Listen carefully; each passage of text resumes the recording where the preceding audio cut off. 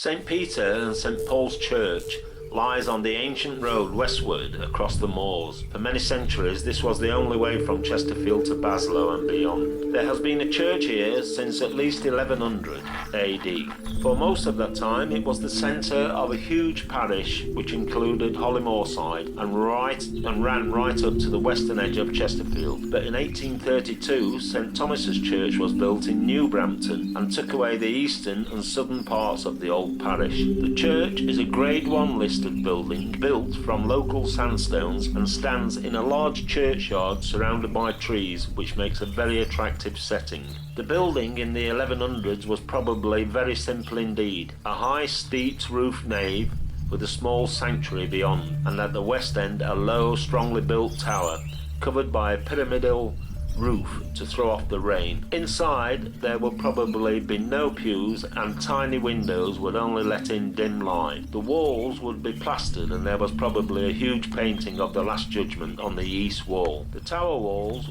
are the only part of this church which survives. In winter it must have been cold and dark, but it was the one building in the parish where a large number of people could gather for a common purpose, and it must have played an immensely important part of their lives. This simple church was dramatically transformed between 1200 and 1300. The north and south aisles were added, the chancel was enlarged, and soon after 1300 the tower was raised by an extra storey and the broach, spire and porch were added. The spire is still a striking landmark visible from many parts of the parish and beyond. We must assume that there were wealthy families locally who helped pay for all of this. One such was the Course family, and there is a fascinating memorial at the back of the nave to Matilda Le Course, who died in 1224. With its new aisles, the church was now much larger, reflecting a growing population on the farms and hamlets round about.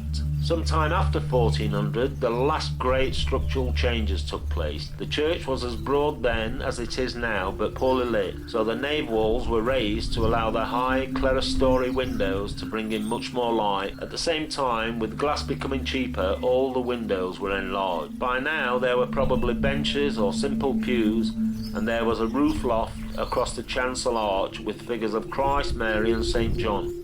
The curious church clock has 63 minutes on the dial, said to be the result of a clock painter taking lunch in the pub which used to be opposite the church. The clock was installed in 1897 to celebrate Queen Victoria's Diamond Jubilee.